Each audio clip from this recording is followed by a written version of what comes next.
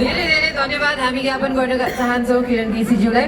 एकैछिन बसिदिनु किनभने उहाँलाई पनि हामी यो मायाको चिनो प्रदान गर्दैछौँ। आइजी साहबलाई अगाडि आइदिनुको लागि हार्दिक अनुरोध गर्न चाहन्छु।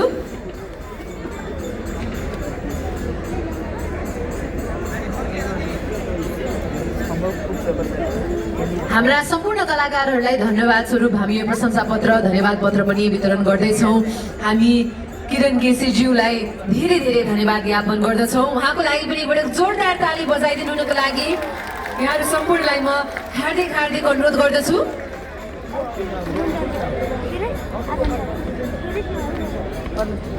धेरै धेरै धन्यवाद। माहौल निकै नै रमाइलो भइरहेको छ। अब अलिकति लाइटहरू पनि यहाँले देखिराख्नु भएको छ। कृष्ण मन्दिरमा बजिरहेको भजन र बाजाहरू पनि यहाँहरूले ब्याकग्राउन्डमा सुनिरहनु भएको छ होला। यस्तो चिसो मौसम भए पनि हामीलाई दिनुभएको साथका लागि हामी धेरै धेरै धन्यवाद यहाँहरू सम्पूर्णप्रति भन्न चाहन्छौँ। र अब कार्यक्रमलाई अगाडि बढाउँछौँ एक नेवा नृत्यबाट र 16 नम्बर वडाका कलाकारहरूलाई अब हामी निम्ति आउन चाहन्छौँ। उहाँहरूको नृत्य अबको पालीमा यस सांस्कृतिक कार्यक्रममा हामी प्रस्तुत गर्दैछौँ। युवाहरू हुनुहुन्छ यो नृत्यमा। उहाँहरू यस्तो चिसो मौसममा पनि मञ्चमा आएर प्रस्तुति दिँदै हुनुहुन्छ। एकपटक यहाँहरू सम्पूर्णले तालीले उहाँहरूलाई स्वागत गरिदिनु हुनका लागि म हार्दिक हार्दिक अनुरोध गर्न चाहन्छु।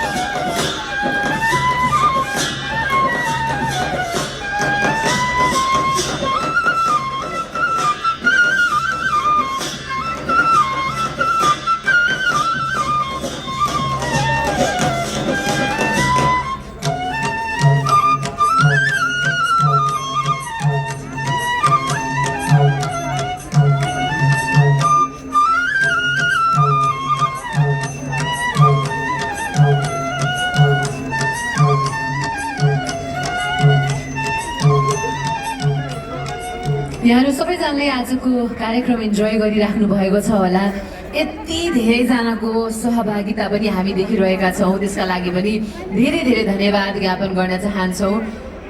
अब यस नृत्य पश्चात म निम्त्याउन चाहन्छु यमन कृष्ण श्रेष्ठज्यूलाई। यमनजी ठिक पछाडि हुनुहुन्छ मेरो, हजुरलाई म माइक पनि दिन चाहन्छु। माइक मसँग छ यमनजी, यता। नमस्कार, हेलो हेलो, मेरो स्वर सुनिन्छ? मेरो स्वर अलिक मजाले ठुलो राखिदिनु न, म त स्वरै सुनेन मेरो, अलिक गाइदिए रिभब धेरै आयो कि। हेलो, यस्तै हो।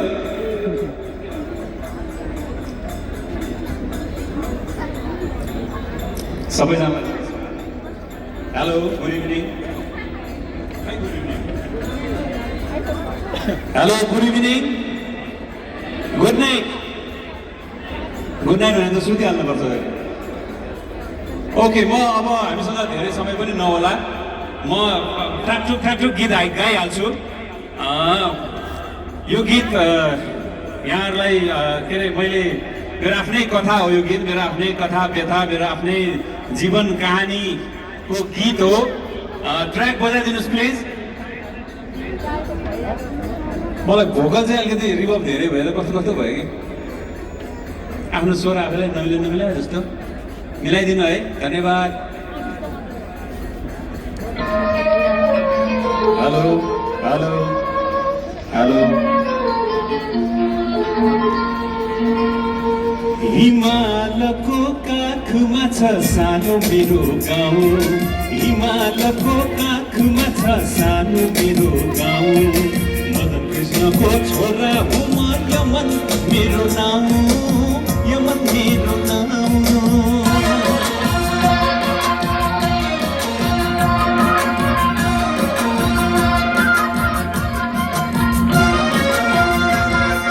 जन्मेको काठमाडौँको वीर अस्पतालमा 29 फागुन 2001 सालमा। छोराको नाउँ के राखो भनी बालाइको मन भो, यसुदा मदन मिलाएर मेरो नाम यमन भो। नारायणको नाउँ हो, नारायणको नाउँ सुन्दा लाग्छ आफैको को। नारायणको नाउँ सुन्दा लाग्छ आफैको को। पण्डित बाले राख्दा नाम चाहिँ दुर्गा कृष्ण हो, दुर्गा कृष्ण हो, यमन मेरो नाम।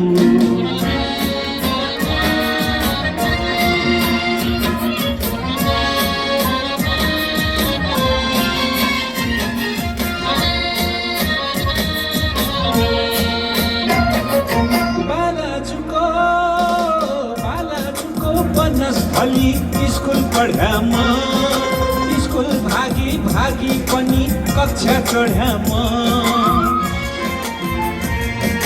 कति साथी डाक्टर भए, कति इन्जिनियर। बाल्यकालको सबै साथी सबै माई